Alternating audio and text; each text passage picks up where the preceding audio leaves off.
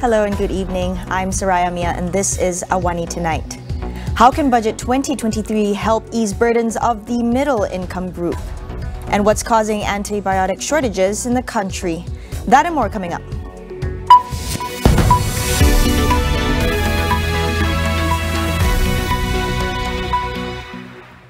Almost 13,000 online fraud cases with losses amounting to 414.8 million ringgit were reported from January to July this year. According to Inspector General of Police Tan Sri Akrilsani Abdullasani, cyber fraud has been on the rise in Malaysia over the last few years. Akrilsani said the ability of cyber criminals to target victims with a variety of new modus operandi, along with a lack of awareness on cybercrime, contributed to the increase in cases. In 2019, 13,703 cases were recorded, with 539 million ringgit in losses. Last year, 20,701 cases were recorded, with losses of 560.8 million ringgit. He added that online purchases, non-existent loans, online investments, Macau scams and SMS frauds were among the main financial crimes. He said from 2019 to July this year, 33,149 suspects in cyber fraud cases have been arrested, with 22,196 charged in court. Meanwhile, the government is proposing a special license for online businesses to protect consumers from scams. Domestic Trade and Consumer Affairs Deputy Minister Datuk Rosul Wahid said Malaysia needs a comprehensive law to bring online businesses under control as scam reports hit an all-time high. According to a report by The Star, Rosul said his ministry will study models used by the United States, China, Singapore and Saudi Arabia to monitor online businesses. He said of the total 27,469 complaints made in 2021, 11,463 were about online transactions, while 15,957 complaints received so far this year, 4,760 were related to online transactions. Rosul said while waiting for the law to be implemented, he ensured strict enforcement on online scammers using existing laws. Section 2 of the Registration of Business Act 1957 stipulates that online traders must, among others, display registration number, full price including shipping fee, freight, tax and other costs, terms and conditions, and estimated delivery time, or offenders can face 2 years jail or 50,000 ringgit fine, or both. The Public Accounts Committee, PAC, said it will probe the procurement of offshore patrol vehicles, OPVs, by the Malaysian Maritime Enforcement Agency, MMEA. Chairperson Wong Kar-Wong said this is so the public can understand why the delay of yet another ship project. Wong said the MMEA and the Home Ministry are responsible to explain these delays to Parliament through the PAC. In 2017, THHE Destiny Sdn Bhd announced that it secured a 738 million ringgit contract to construct 3 OPVs in 3.5 years. The vessels were initially scheduled for delivery on a staggered basis in 2020, but was later granted 18-month extension by the government due this year. However, the first of the 3 OPVs will only be handed over in 2023. A previous investigation by the PAC found that another naval project, the Littoral Combat Ship Project for the Navy, was problematic due to various irregularities. The Health Ministry has confirmed a shortage of certain types of antibiotics in public healthcare facilities. Datuk Dr. Kuljit Singh from Association of Private Hospitals Malaysia said the private healthcare facilities also face the same issue. The disruption to antibiotic supply, he said, is a result from COVID-19. So what we were told is multifactorial. It is a problem from the source. And you know that most of the antibiotics are coming from overseas. We don't manufacture our own. Some companies do package them, but the raw material and the manufacturing all come from overseas. And from overseas, there are various reasons like they have issues with shipping, manpower, manufacturing plants were actually slowed down or probably closed down during the pandemic. Now they're beginning to open. And you know that some of these medications go through certain countries in the world where lockdowns are still being carried out, or they're beginning to open up from lockdowns to partial lockdowns. So all these involve logistic movement of medications, including other products. He said the best approach to ensure adequate supply of antibiotics is to diversify sources of medicines. We should have a variety of sources of getting our antibiotics. Sometimes we are restricted to only buy antibiotics or medications for that matter from certain sources. So I think maybe in the future, there should be some sort of leeway that we can actually go and buy antibiotics from other countries, which we normally wouldn't buy from. But of course, with very strict regulatory efforts to make sure those medications are suitable. So I think learning from this lesson, I think diversifying our resources will be something we need to think about. We'll take a short break. Stay tuned.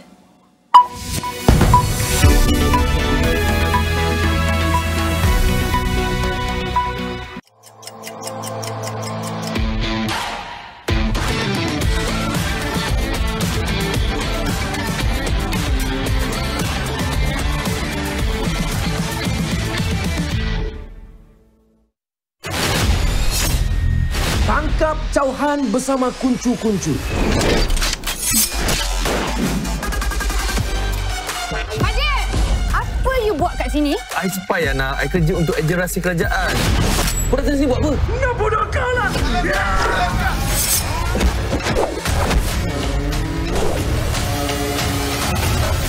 Wacana nubo, wacana nubo, let's go!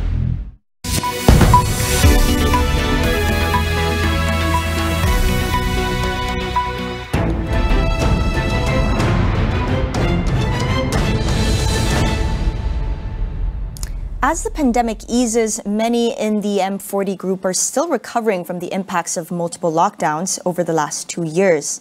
Ahead of Budget 2023, economist Professor Jeffrey Williams discusses the needs of this group faced with increasing pressure from rising inflation.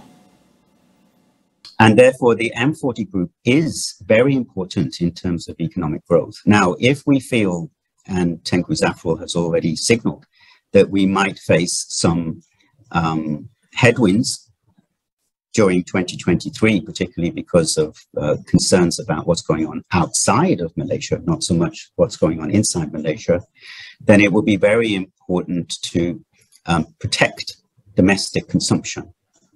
And the M40 group are a very important component of domestic consumption because they spend a lot more money than the B40 group, and they tend to spend it here in Malaysia.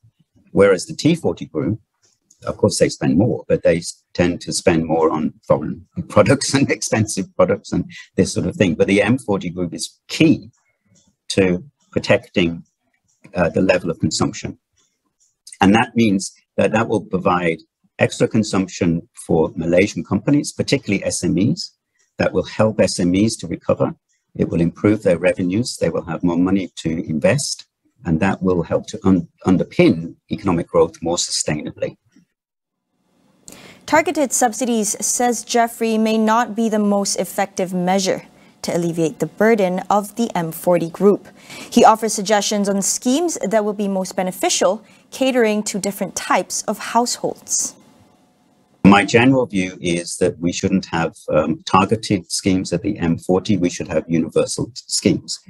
And these universal schemes should be focused on helping with a universal basic income, helping them with a universal basic pension scheme so that they can recover their pension funds, perhaps making some changes in taxes so that you get better tax treatment if you want to save more into your EPF or into your private retirement scheme, perhaps changing the limit on the amount of money that you can put back into your EPF in the year. It's currently about 60,000 ringgit. But if they just remove that upper limit, many people would be able to recover their funds more quickly. These type of things would be useful, of course, for the M40, but useful for everybody, actually. And that type of universality is really much more important than dreaming up a long list of specific projects which won't be relevant for everybody. The general principle is that individuals know best and households know best how to spend their own money. So you should give as many opportunities as possible for them to keep as much of the money that they earn themselves and choose for themselves how they want to spend it. and how they want to save it, because they are the ones who know best how to do it. And that's universal. That's true for every group of people at every income level. On to international news. A gunman has opened fire at a school in Russia, killing at least 13 people and injuring 21. The shooting happened in Izhevsk, central Russia. The region's governor, in a video statement, said the gunman, who was a former pupil of the school, killed himself on the scene. The motive of the attack is unclear, and authorities are still investigating. Russian officials say the victims include 7 children, 6 adults, including 2 security guards and 2 teachers. Giorgia Meloni has claimed victory in Italy's general election and is set to become the country's first far-right leader since World War. Her party, Brothers of Italy, is projected to have won 26% of the vote, meaning she is on course to become Italy's first female prime minister. Her allies, Matteo Salvini's far-right League and former Premier Silvio Berlusconi's Forza Italia, lagged behind her. But the coalition was forecasted to win around 43%, enough to secure a majority in both houses of parliament. Once the final results are in, the next step in the constitutional process will see President Sergio Mattarella consulting with party leaders before and almost certainly nominating Meloni to form the next government. That process could still last weeks. During campaigning, Meloni had played down her party's neo-fascist roots and portrayed it as a mainstream group like Britain's Conservatives. The next Italian government will face a series of overlapping crises, including soaring energy prices, war in Ukraine, and renewed slowdown in the Eurozone's third largest economy. Meanwhile, the British pound has fallen to a record low against the dollar as markets react to UK's biggest tax cuts in 50 years. Sterling briefly fell 4% to an all-time low of $1.038 on Monday morning in Asia, continuing its sluggish trade in recent months as the US dollar strengthens. Sterling's plunge comes after last week's announcement by the new UK government that it would pursue more aggressive tax cuts, while it also attempts to subsidize spiraling energy costs for households and businesses. Critics say those economic measures will disproportionately benefit the wealthy and could see the UK take on high levels of debt at a time of rising interest rates. The euro also hit a fresh 2-decade low against the greenback. The US dollar index has been rising strongly this year as the Fed raises interest rates aggressively. 5 rescue workers in the Philippines have died in the aftermath of Typhoon Noru, one of the most powerful to hit the country this year. They were washed away in flash floods while carrying out operations in the district of San Miguel in North Manila. The district is among the hardest hit by Noru, which has left homes flooded and millions without electricity. Noru first made landfall as a super typhoon in the main island of Luzon on Sunday, leading to over 74,000 people being evacuated in its path. Luzon accounts for more than 2/3 of the economy and half of the country's 110 million population.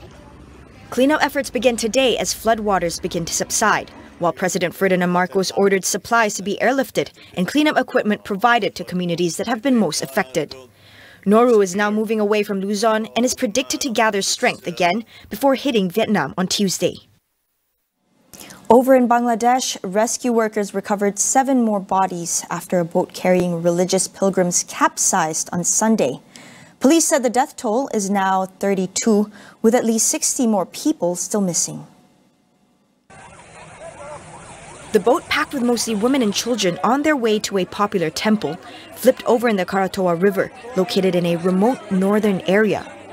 The incident has been blamed on poor maintenance and overcrowding. Police said the boat was carrying around 90 people, 3 times more than the allowed capacity on the small boat. Hundreds die every year in Bangladesh in similar river accidents. At least 26 people died in May after an overcrowded speedboat collided with another boat and sank on the Padma River. In December, nearly 50 people were killed when a ferry caught fire in the southern town of Jalokati. That's all we have for you on the show tonight. Thank you for watching. My name is Saraya Mia, and we'll see you again